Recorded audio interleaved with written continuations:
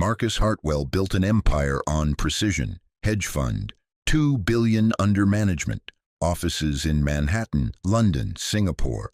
At 42 years old, he'd mastered the art of predicting human behavior, of reading markets like other men read novels, of turning uncertainty into profit.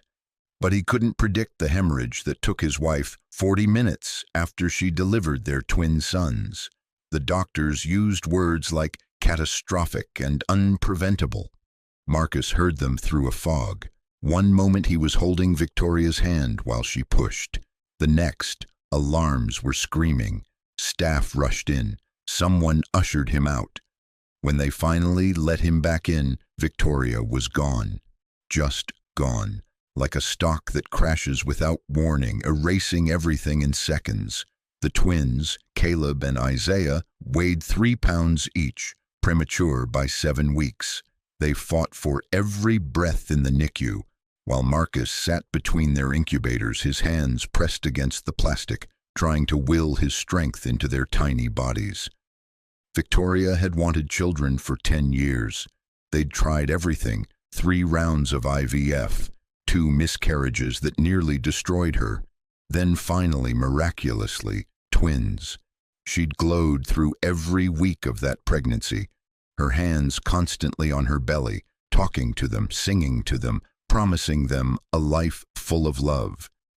Marcus had watched her plan their nursery down to the last detail. Sage green walls, 2 cribs side by side so the boys would never feel alone, a rocking chair by the window where she'd planned to nurse them while watching the sunrise over their Connecticut estate. That nursery sat empty now. The twins slept in medical cribs in the East Wing, surrounded by monitors and equipment. The sage green room, with its peaceful promise, had become storage for supplies Marcus ordered in bulk. Formula, bottles, sanitizing equipment, backup generators in case the power failed. The doctors prepared him early. Mr. Hartwell, premature twins who've experienced birth trauma often struggle. Failure to thrive is common. They may have developmental delays, feeding difficulties, immune system complications. Marcus heard, your sons might not survive. He hired the best. Neonatal specialists who charged $5,000 for house calls, pediatric nurses with decades of experience, lactation consultants who tried everything to help the boys take bottles. Nothing worked well. Caleb and Isaiah ate barely enough to survive. They cried constantly, thin, desperate wails that echoed through the mansion at all hours. They didn't gain weight the way they should. Every weekly weigh-in felt like a verdict, still failing, still struggling, still might not make it. Marcus poured money into solutions. European formula that cost $300 per container, specialized bottles designed by feeding therapists, equipment recommended by the best pediatricians in New York. But his sons continued to hover in that terrifying space between living and thriving.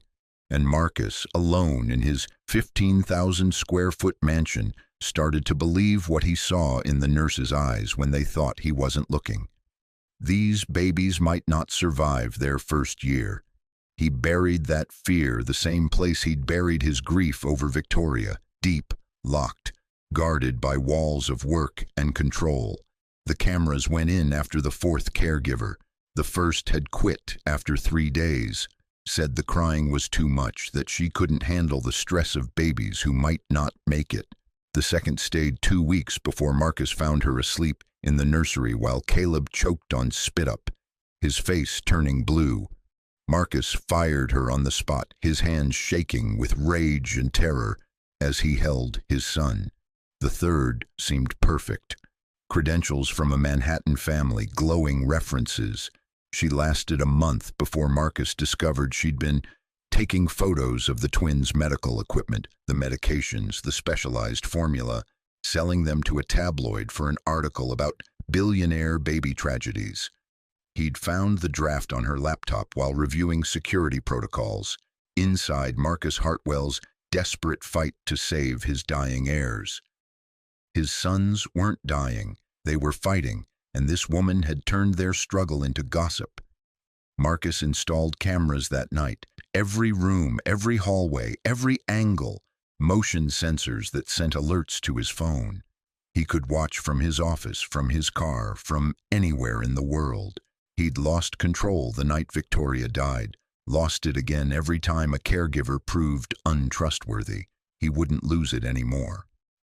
The fourth caregiver lasted 6 days before he caught her on camera, diluting the expensive formula to make it stretch longer, pocketing the difference.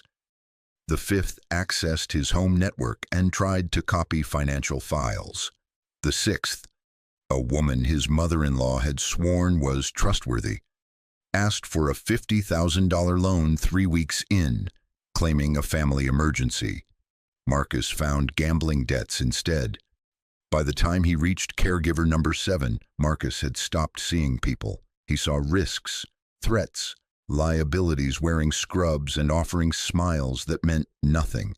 Every night after the house went dark, he'd sit in his office with 3 monitors glowing: left screen, nursery; center screen, hallway; right screen, kitchen. He'd watch whoever he'd hired that week, fast-forwarding through empty hours, looking for the moment they'd reveal themselves. The theft, the negligence, the betrayal that would force him to start over again. Control was all he had left, and he intended to keep it. Grace Okonkwo arrived on a Tuesday morning in late September. Marcus barely remembered hiring her. His assistant had handled it after caregiver number 11. Quit via text message. No notice, just, "Can't do this anymore. Good luck." He'd been in a meeting with Tokyo when his assistant forwarded Grace's file. 28 years old. Nursing degree from a community college in Queens. References from 2 families in Brooklyn. Work history that included night shifts at Mount Sinai and weekend childcare. The photo showed a black woman with natural hair pulled back, wearing scrubs. No smile. Her eyes looked directly at the camera, not challenging, just steady. What caught his attention was the handwritten note at the bottom of her application, in careful script. "I understand what it means when babies fight to live. I won't treat them like they're already gone." Marcus had stared at those words for a long moment before typing back to his assistant, "Hire her." Now she stood in his office, a duffel bag over one shoulder, those same steady eyes meeting his across the desk. "You've read the requirements?"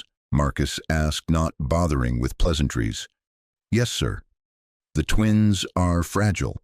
Feeding schedule is precise. Medications are timed to the minute. No deviations. No improvising. No emotional attachment." Grace's expression didn't change. "I understand. The last 11 caregivers failed. Most quit. Some I fired. None of them lasted more than 6 weeks.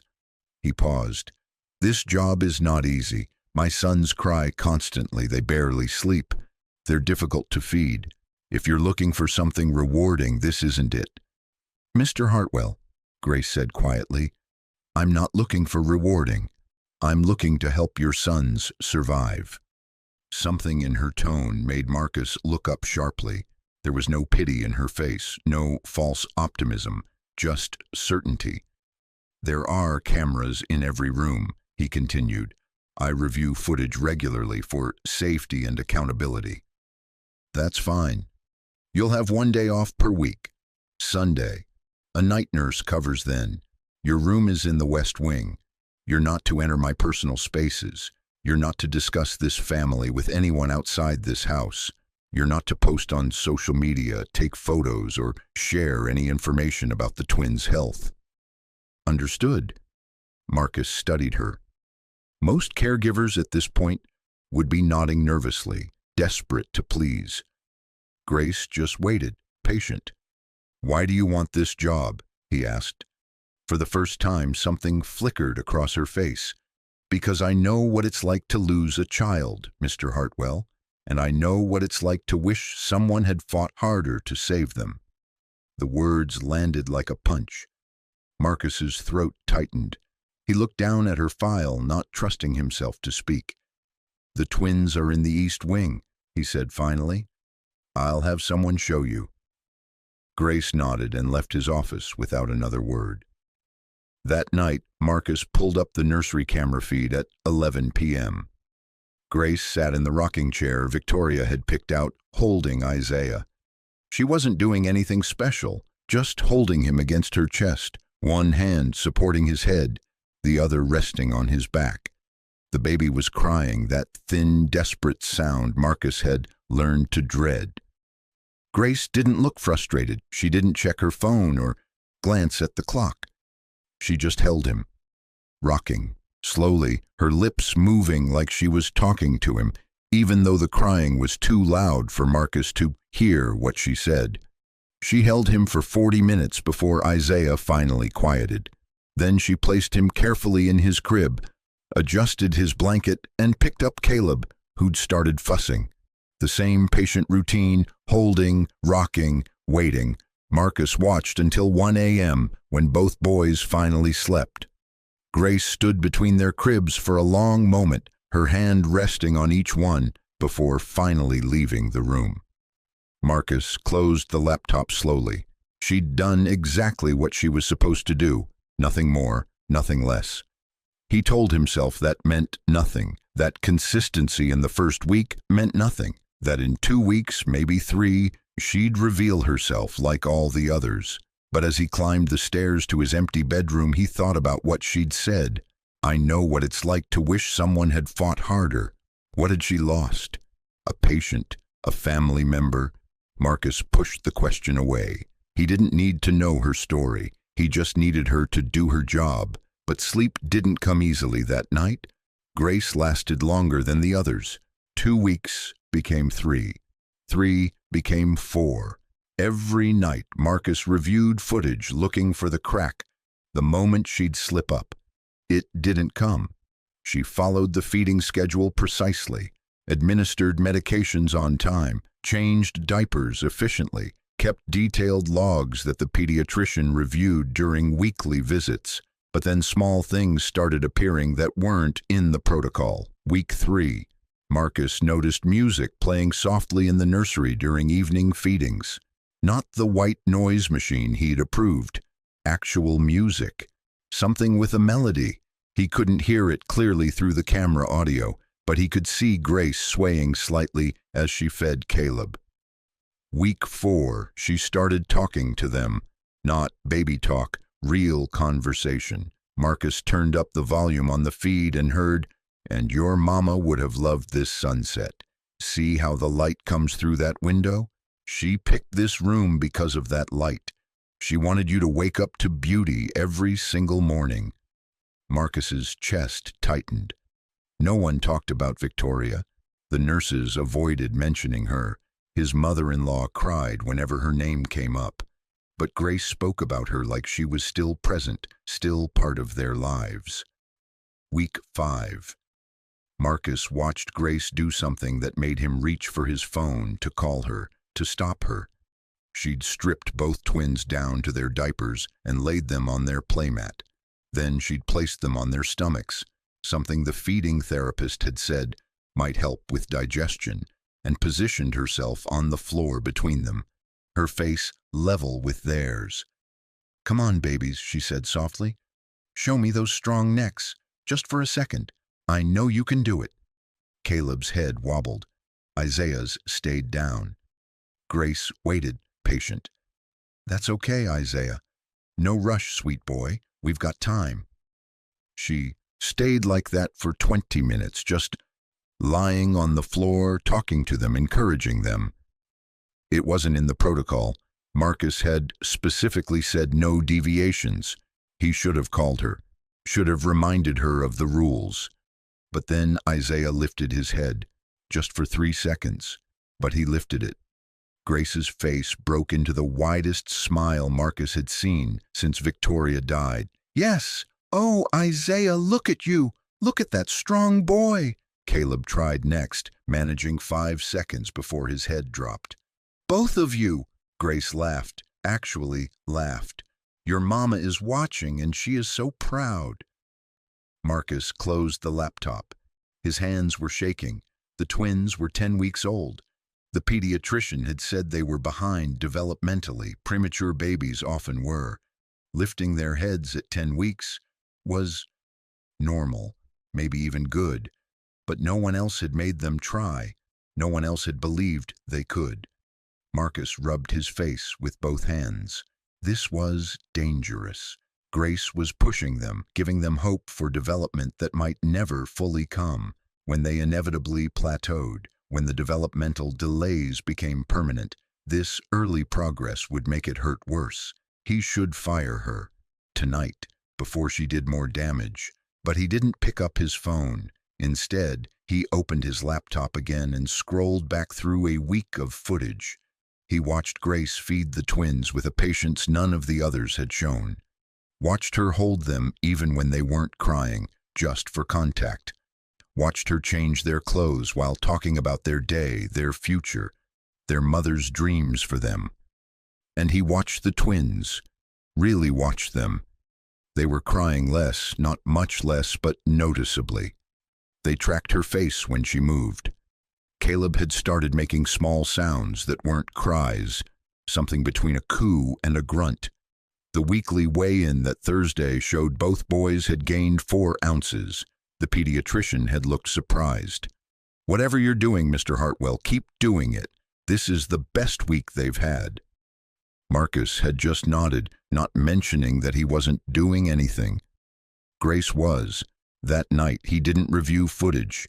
He just sat in his office with the lights off, staring at the dark windows, thinking about what the doctor had said. Keep doing it. What if she was right? What if pushing them gently, believing in them, refusing to see them as fragile failures? What if that was what they needed? Marcus thought about Victoria. She would have been like Grace. She would have talked to them constantly, encouraged every tiny achievement, refused to accept limitations. But Victoria was gone, and Marcus had spent 10 weeks in survival mode, just trying to keep them alive, never thinking about helping them thrive. Grace was thinking about both. Marcus stood and walked to the window. The estate stretched out dark and quiet below. Somewhere in the east wing, Grace was probably still awake, probably checking on the twins one more time before bed. He should fire her. The rational part of his brain said so, but a quieter voice, one that sounded like Victoria, whispered, "What if she's the answer to the prayer you stopped praying?" Marcus pressed his forehead against the cold glass. He'd give her 2 more weeks, just to see, just to be sure. But even as he told himself that, he knew the truth. He was afraid to fire her because losing her might mean losing the first real hope he'd felt since Victoria died. And he couldn't survive losing hope twice. If you're enjoying this story so far, don't forget to hit the like button and subscribe. Drop a comment telling me where in the world you're watching from. I love hearing from you. Week 7 changed everything. Marcus came downstairs Thursday morning to find the pediatrician, Dr. Sarah Chen, standing in his kitchen with an expression he'd never seen before, genuine surprise mixed with something that looked like hope. "Mr. Hartwell," she said, setting down her tablet, "I need to understand what's changed in your caregiving approach." Marcus's stomach tightened. "Is something wrong?" "Wrong? No, the opposite." Dr. Chen pulled up growth charts on her screen. "Caleb and Isaiah have both gained a pound in the last 3 weeks. Their feeding volumes are up 30%. Their muscle tone has improved significantly. Caleb is tracking objects consistently now. Isaiah held his head up for 20 seconds during my examination." Marcus stared at the numbers. Premature twins with their birth complications typically show slower progress, Dr. Chen continued. "These boys are not just catching up, they're thriving. What specifically have you implemented?" Marcus paused. "I haven't changed anything." "Your current caregiver, then, what's her background?" "Nursing degree, community college." Dr. Chen looked at him directly. Whatever she's doing, it's working. Skin-to-skin contact, extended holding, special feeding techniques. I don't know, Marcus admitted. That night, he didn't just watch current footage. He went back systematically, day by day, cataloging what Grace did that the others hadn't. Week 1.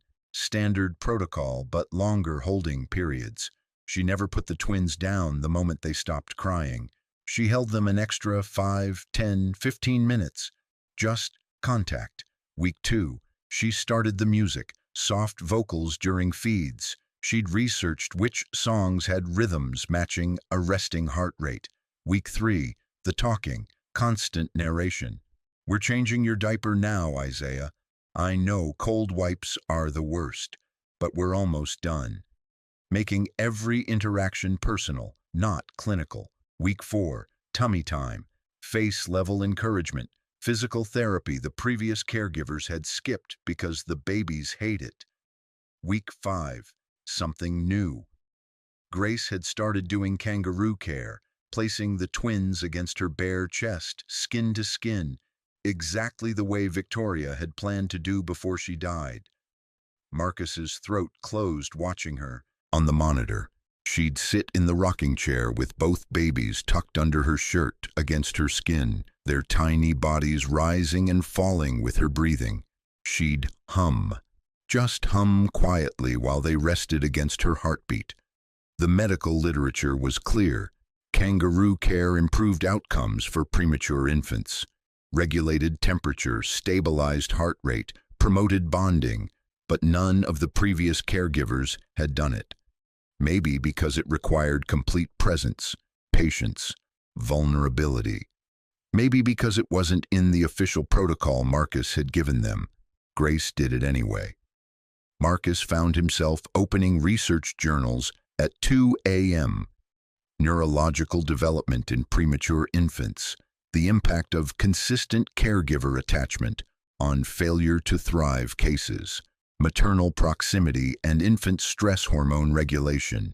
Everything Grace was doing had scientific backing. She wasn't just loving his sons, she was strategically supporting their development through evidence-based touch, sound, and presence. And Marcus had almost fired her for breaking protocol. Tuesday afternoon. Marcus left Manhattan early. A deal had collapsed that morning. $20 million evaporated because a partner got cold feet. His board was furious. His phone wouldn't stop ringing. By 2 p.m., Marcus couldn't take another minute in his office. He drove home in silence, his jaw clenched, thinking about the failure, about the money, about everything spinning out of his control. The house was quiet when he walked in. No staff visible, no sounds from the east wing. Then he heard something that stopped him cold. Humming.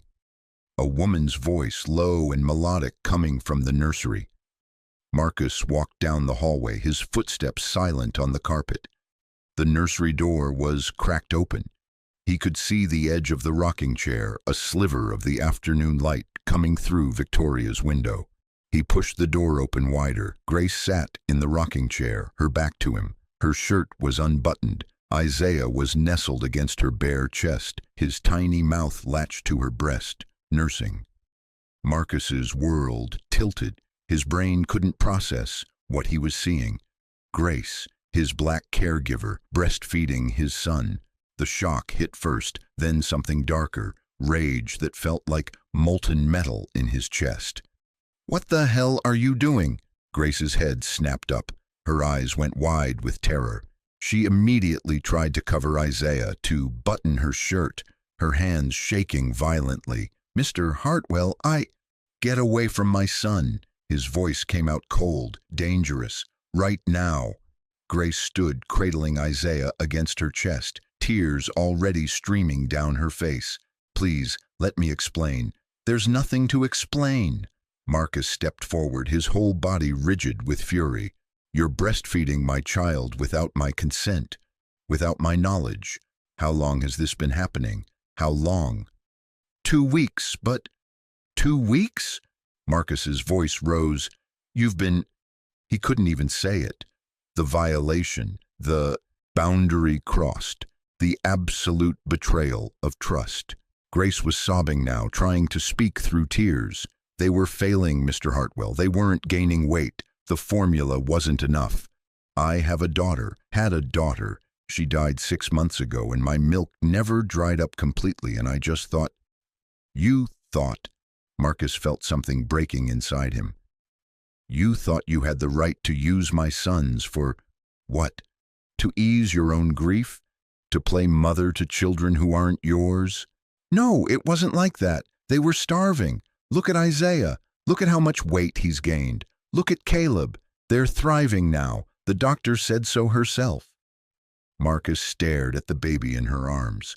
Isaiah looked peaceful, content, healthy, and that made it worse, because Grace had succeeded where his money, his specialists, his carefully controlled protocols had failed. She'd brought his sons back from the edge, and she'd done it by making them hers.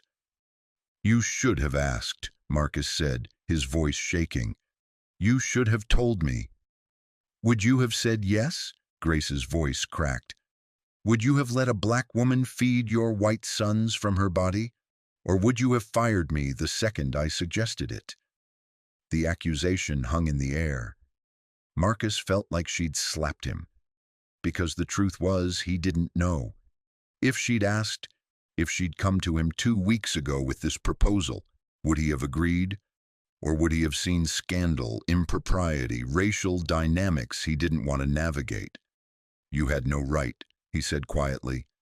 These are my sons, mine, not yours. Grace's face crumpled. She kissed Isaiah's head once, then walked him to his crib, laying him down with trembling hands. Then she turned to face Marcus, her dignity somehow intact despite her tears. You're right, she whispered. They're yours, and I crossed a line trying to save them. I'm sorry. She walked past him, out of the nursery, down the hall toward her room. Marcus stood alone with his sons. Caleb started crying. Then Isaiah joined him, hungry, confused, sensing the tension. Marcus picked up Isaiah mechanically. The baby screamed louder, arching his back, refusing the bottle Marcus tried to offer. Come on, Marcus pleaded. Take it, please. But Isaiah wouldn't. He just cried harder, his face red, his tiny fists clenched. Marcus sank into the rocking chair Victoria had chosen, holding his screaming son, and felt the weight of what he'd just done settle over him like concrete. Grace had saved them. His sons were alive because of her, and he'd just destroyed her for it. Grace was gone by morning. Marcus found her resignation letter on the kitchen counter. Mr. Hartwell, I'm deeply sorry for violating your trust. You and your sons deserve better. I've left detailed feeding schedules and care notes. Grace. Professional, dignified, devastating. The twins screamed all night. Marcus tried everything, bottles, rocking, walking the halls until his legs ached. Nothing worked. They wanted her. Their bodies knew the difference between formula and what Grace had given them. By dawn, both boys had exhausted themselves into fitful sleep. Marcus sat on the nursery floor between their cribs, his head in his hands.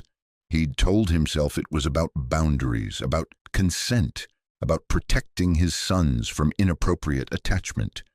But that was a lie. The truth was uglier. He'd fired Grace because she'd succeeded where he'd failed, because his sons loved her, because she'd given them something his money couldn't buy, herself. And watching her do what Victoria would have done, watching his sons thrive in her arms, had triggered something primal in him. Jealousy, shame, the unbearable realization that he'd been absent while a stranger became their mother. The pediatrician called that afternoon after the morning weigh-in appointment he'd missed. Mr. Hartwell, we need to reschedule. Is everything all right? Grace left, Marcus said flatly. Silence. Then, the twins' primary caregiver? Yes. Mr. Hartwell? Dr. Chen's voice filled with concern. Those boys have finally stabilized.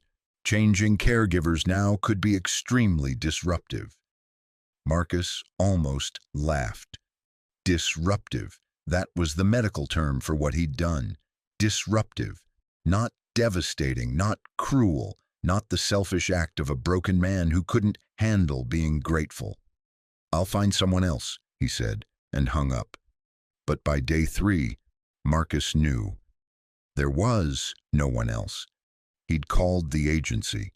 They sent someone immediately, an older woman with 30 years' experience. The twins screamed whenever she touched them. They refused bottles from her hands. They turned their faces away when she tried to soothe them. Day 4, both boys had lost weight. They were crying 16 hours a day. The house felt like it was vibrating with their misery. Day 5, Caleb developed a fever. The pediatrician came to the house, examined him, and said words that made Marcus's blood run cold. Failure to thrive relapse. The stress of the transition has compromised his immune system. If he doesn't start eating properly in the next 48 hours, we're looking at hospitalization.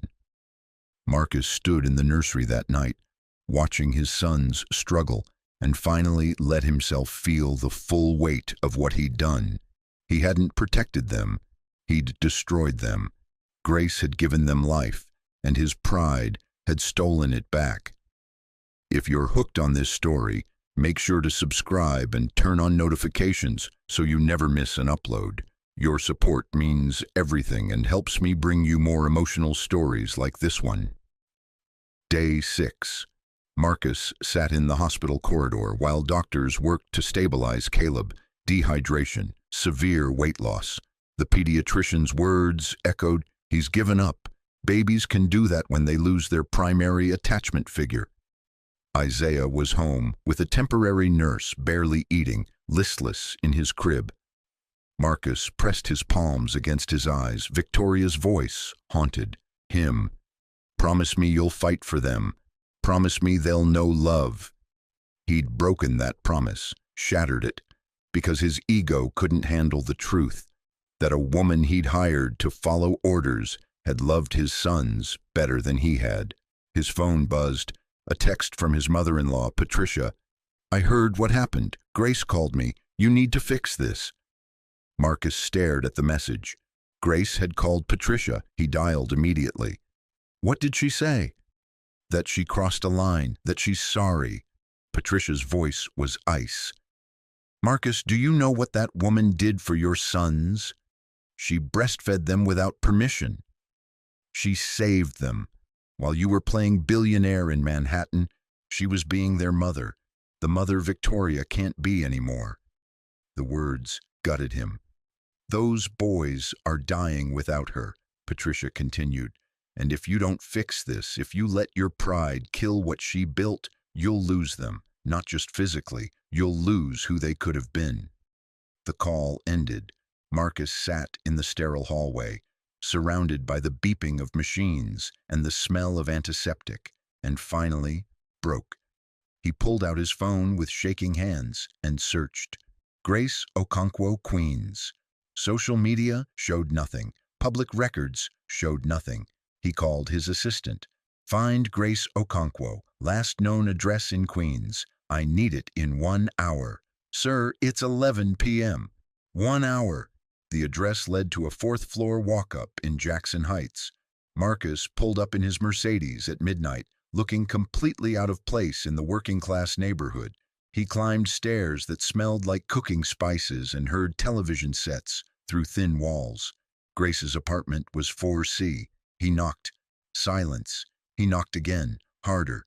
"Grace, please, I need to talk to you." The door cracked open. Not Grace, an older woman, West African features, eyes hard with distrust. "She doesn't want to see you." "Please, my sons." "Your sons?" The woman's voice rose. "You mean the babies she mourned when you threw her out? The babies she cried over for 6 days straight?" Marcus's throat closed. "I made a mistake." "You made a choice." The woman started closing the door. "Wait!" Marcus put his hand on the frame. "Please, they're in the hospital. They're failing without her. I'm begging you." The door opened wider. Grace stood behind the older woman. Her mother, Marcus, realized. Grace's eyes were swollen from crying. She looked thinner, hollowed out. "Which one?" she whispered. "Caleb. Dehydration. He won't eat." Grace's hand flew to her mouth. "And Isaiah. Barely eating, losing weight. Grace, please." "No." The word came from Grace's mother. "You don't get to come here and ask her to save them again. You don't get to use her like that." "I'm not trying to use her. I'm trying to—" Marcus's voice cracked. "I'm trying to save my sons' lives." Grace stepped forward, tears streaming. "Why did you come here, Mr. Hartwell?" "Because I was wrong. Because you gave them—" "Something I couldn't. Because—" He forced himself to say it. "Because they need you more than they need me." The admission hung in the air. Grace's mother pulled her daughter back. "She lost her own child 6 months ago. Did you know that? Did you care, or did you just see a black woman who should be grateful for your money?" Marcus flinched. "I saw someone breaking protocol. I saw—" He stopped, started over. "I saw someone loving my sons, and I couldn't handle it." "Why?" Grace asked softly. "Because you did what their mother should have done. What I should have done. And watching you succeed where I failed." His voice broke completely. "I couldn't bear it." Grace wiped her eyes. "Those babies don't care about your pride, Mr. Hartwell. They just want to survive. I know, that's why I'm here, not as your employer, as a father who failed." He met her eyes. "I'm begging you, please, come back." Grace looked at her mother, then back at Marcus. "I can't. You made it clear. What I did was unforgivable." "I was wrong." "You were ashamed," Grace said. "Ashamed that a black woman's body was feeding your white sons. Admit it." The accusation landed like a physical blow because it carried truth. Marcus had told himself it was about consent, about boundaries, but underneath, yes, shame, discomfort with optics he couldn't control. "You're right," he whispered. "I was ashamed. Not of you, of myself. For being so broken that I couldn't give them what they needed. For being so absent that a stranger became their mother. For failing Victoria in every way that matters." Silence. "Go home, Mr. Hartwell," Grace said quietly. "Take care of your sons." The door closed. Marcus stood in the hallway staring at the peeling paint and felt the last piece of hope die. Marcus drove back to Connecticut in a fog. When he arrived, the temporary nurse met him at the door. "Mr. Hartwell, I found these in Isaiah's crib." She handed him drawings, crayon scribbles clearly made by tiny hands guided by someone else. Grace's handwriting labeled each one. Caleb's first smile. Isaiah reaching for the mobile. Both boys holding hands. Marcus sank onto the stairs, clutching the papers. Behind the drawings was a letter. "Mr. Hartwell, I kept these to remember them by, but they should be yours. My daughter Hope died before I could give her the world. Your sons have the whole world waiting for them. Please don't let fear steal their future the way death stole hers. They deserve a father who shows up, who stays, who fights. Be that man, for them, for Victoria. Grace." Marcus read it 3 times, tears falling onto the paper. She'd drawn boundaries, walked away with dignity, and still her final words were about his sons, about him being better. His phone rang. The hospital. "Mr. Hartwell, Caleb's fever has spiked. We need consent to start IV antibiotics." "I'm coming." He hung up and looked at the nurse. "Stay with Isaiah. I'll be back." At the hospital, Marcus stood over Caleb's incubator. His tiny son looked so fragile, hooked to monitors, struggling for every breath. "Fight," Marcus whispered. "Please, buddy, fight." But Caleb's eyes stayed closed. His breathing stayed shallow. A nurse approached. "Mr. Hartwell, has anything changed at home? New caregiver? Routine disruption?" His primary caregiver left. Understanding crossed her face. Babies this young bond deeply. Losing that bond can trigger failure to thrive. Is there any way to bring her back? She won't come. Then you need to give him something to fight for. Skin-to-skin contact, your voice, physical presence. He needs to know he's not alone. Marcus unbuttoned his shirt with shaking hands and let the nurses place Caleb against his bare chest. His son felt impossibly small, impossibly fragile. "I'm here," Marcus whispered. "Daddy's here, and I'm not leaving, not ever again." He stayed like that for 6 hours, feeling Caleb's heartbeat against his own, and made a decision. Tomorrow he'd go back to Queens, not to beg, to prove he'd changed. Marcus didn't go back the next day or the day after. Instead, he restructured his entire life. He called his board. "I'm stepping back to operational oversight only. No more 80-hour weeks. Find a co-CEO or I walk." He called his assistant. "Cancel everything for the next 6 months. I'm working from home." He called Dr. Chen. "Teach me. Everything Grace was doing, I need to learn." For 1 week, Marcus became the primary caregiver. He did the kangaroo care, the tummy time, the patient feeding. He talked to his sons constantly, sang off-key, read stories. Caleb stabilized. Isaiah started eating slightly better, but they still cried for Grace, and Marcus understood why. On day 8, he drove back to Queens. This time he brought the drawings, the letter, and something else, a legal document. Grace's mother answered the door. "You again? Please, 5 minutes." Grace appeared, looking exhausted. "Mr. Hartwell, I'm not here to beg. I'm here to show you." He handed her his phone. It showed a live feed, Marcus's assistant sitting with the twins in the nursery. "I've been home for 8 days. I canceled deals worth $50 million. I restructured my company. I learned to do everything you did." He paused. "But they still need you, not as an employee, as family." He handed her the legal document. "Guardianship papers. If anything happens to me, you become their legal mother, not their nanny, their mother." Grace's hands shook as she read. "Marcus, I can't. You already are. They know your heartbeat. They know your voice. They survived because of you." His voice broke. "I'm not asking you to work for me. I'm asking you to help me raise them as equals, as co-parents." "Why?" she whispered. "Because Victoria would want them raised by someone who fights for them, someone who sees them, not their limitations, someone who loves them unconditionally." He met her eyes. "You're that person, and I was too broken to see it." Grace looked at her mother. The older woman's eyes were wet. "If I come back," Grace said slowly, "things have to change. I'm not staff. I'm not invisible.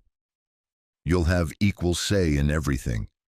And when people judge, when they whisper about the black woman raising white billionaire babies, let them.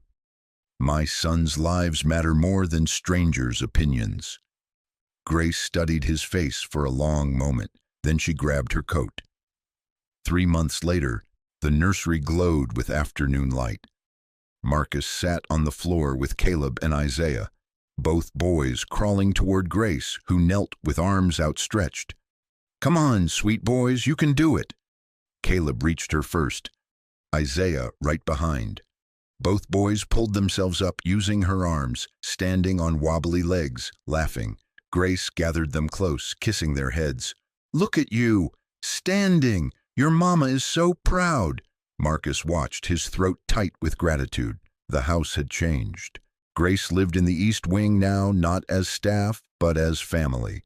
Photos of Hope sat beside photos of Victoria, 2 mothers, 2 losses, creating something new together. Marcus had changed too. He worked from home 3 days a week, made bottles at 3 a.m., did tummy time, showed up. Grace looked at him over the boys' heads and smiled. "You want to try walking practice?" "Together?" Marcus said. They knelt on opposite sides of the playmat. The twins stood between them, holding onto furniture. "Ready?" Grace counted. 1, 2, 3. Caleb took 2 steps before falling into Marcus's arms. Isaiah managed 3 toward Grace. "Yes!" they shouted together, laughing. Later, after the boys slept, Marcus and Grace sat in the kitchen sharing tea. "Thank you," Marcus said quietly, "for not giving up on them, on me." "Thank you for changing," Grace replied, "for showing up." Through the window, the Connecticut sunset painted everything gold. 2 people broken by loss, healing through love. 2 babies who'd survived because someone refused to accept failure. Not a perfect family, but a real one.